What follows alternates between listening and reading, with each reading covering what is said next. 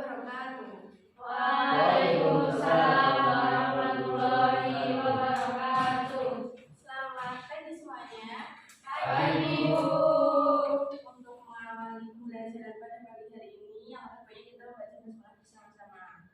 Bismillahirrahmanirrahim. Gimana kabarnya? Alhamdulillah. Ada yang tak masuk? Ada, Bu.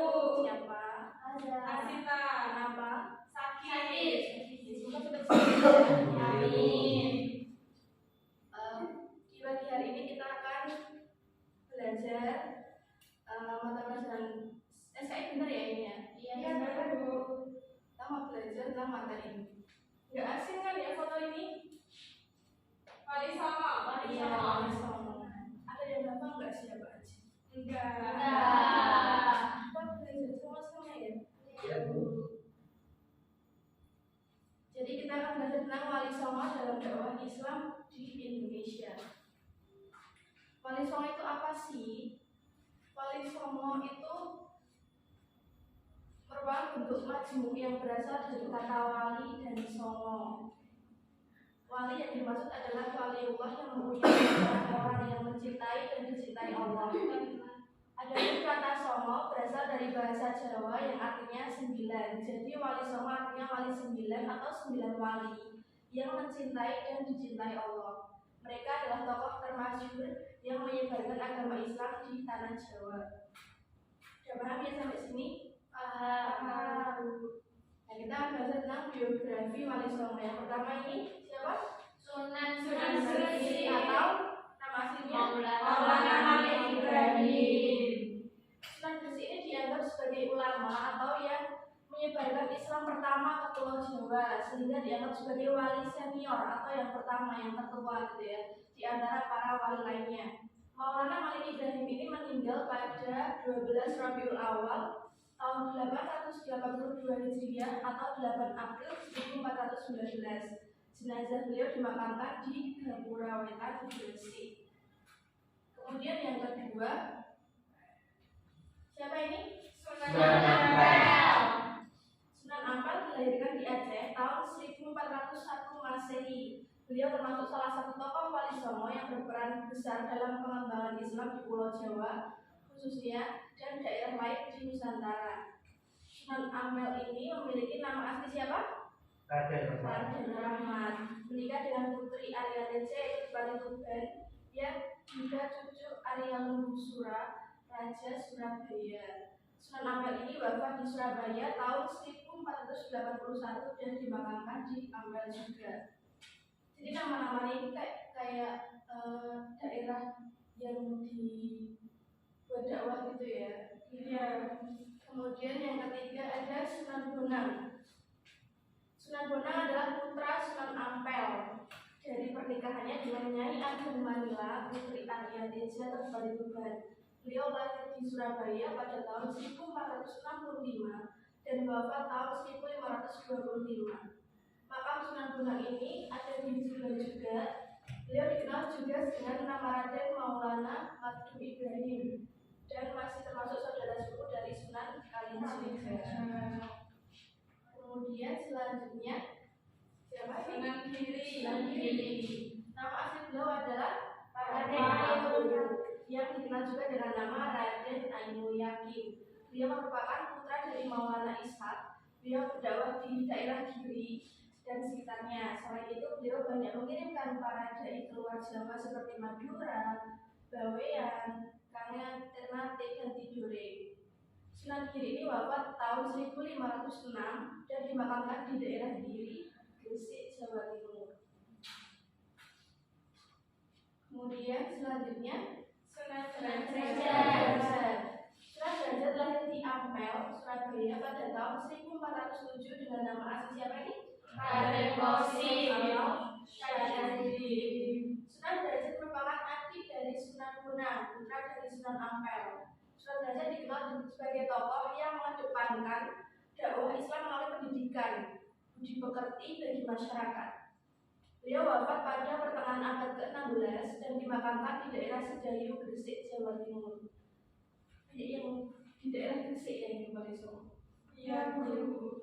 Kemudian yang selanjutnya Sunan Kalijaga. yang paling terkenal kita dengarkan Sunan Kalijaga ini ya. Iya. Nama asli beliau adalah Raden Mas Syahid. Nama dan gelar Sunan Kalijaga antara lain Raden Mas Syahid atau Raden Syahid, Lokajaya, Syekh Melaya, Raden Abdurrahman, Pangeran Tuban, Kidalang Sidabrangti, Kidalang Bengkok, Kidalang Kumendung, serta Ki Unehan. Nama-nama tersebut berkaitan erat dengan sejarah perjalanan hidupnya. Sunan Kalijaga wafat pada tahun 1680. Kemudian selanjutnya Sunan Kudus. Sunan Kudus adalah putra dari Sunan Ngadung. Nama aslinya adalah Ja'far Shadiq dan masih memiliki hubungan kekerabatan atau silsilah dengan Nabi Muhammad SAW. Sunan Kudus berdakwah di daerah Kudus dan sekitarnya. Beliau termasuk ulama yang menguasai banyak disiplin ilmu seperti fikih, usul fikih, tauhid, hadis, tafsir, dan logika. Oleh karena itu beliau mendapatkan gelar wali ilmi atau orang yang kuat ilmunya. Kemudian Sunan Muria. Nama asli beliau adalah Raden Umar Said. Beliau merupakan putra dari Sunan Kalijaga sekaligus menjadi tokoh wali termuda di antara 9 wali. Dalam dakwahnya, beliau cenderung memilih tempat yang jauh dan terpencil dengan cara menyelenggarakan semacam kursus-kursus keagamaan bagi kaum pedagang, nelayan, dan rakyat biasa. Kemudian yang terakhir, Sunan Gunung Jati. Nama asli beliau adalah Raden Syarif Hidayatullah. Beliau lahir di Mekah pada tahun 1448. Beliau merupakan cucu Prabu Siliwangi, Raja Pajajaran. Area dakwah beliau meliputi daerah Cirebon, Majalengka, Kuningan, Kawali, Sunda Kelapa, serta Banten. Kemudian yang selanjutnya ada 4 peran Wali Songo. Yang pertama, pendidikan dan pengembangan keilmuan. Wali Songo itu banyak. Kita pernah dengar ya, Wali Songo itu mendirikan beberapa pondok pesantren, masjid, kemudian kayak tempat-tempat buat beliau menyebarkan agama Islam. Kemudian yang kedua, sosial kemasyarakatan. Jadi Wali Songo itu ikut apa ya? Jasanya itu banyak juga di masyarakat gitu loh. Kemudian ada juga yang dari pernah dengar kan ada Mohlimo itu loh. Itu kan termasuk dari peran yang sosial kemasyarakatan. Kemudian yang ketiga dari seni budaya, dapat kita ambil dari kisahnya Sunan Kalijaga yang menyebarkan Islam dengan apa? Wayang. Terus kemudian berbangsa dan bernegara. Maksudnya beberapa Wali Songo itu ikut andil dalam kepemerintahan, iya. Kayak ada yang jadi salah satu pejabat di kerajaan-kerajaan gitu ya. Mungkin itu saja yang dapat Ibu sampaikan. Untuk tugasnya nanti kalian merangkum salah satu kisahnya Wali Songo dalam berdakwah itu gimana, kisahnya ada apa aja. Kayak tadi sudah dijelaskan kan lewat wayang ya, kalian kayak merangkum, kemudian minggu depan dipresentasikan di depan untuk nilai kalian.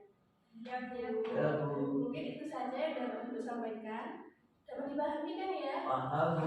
Itu diketik atau ditulis tanganku? Senyamannya kalian. Mau diketik boleh, ditulis juga boleh. Yang penting pas dipresentasikan di sini hasilnya memuaskan dan juga benar gitu. Baik Bu.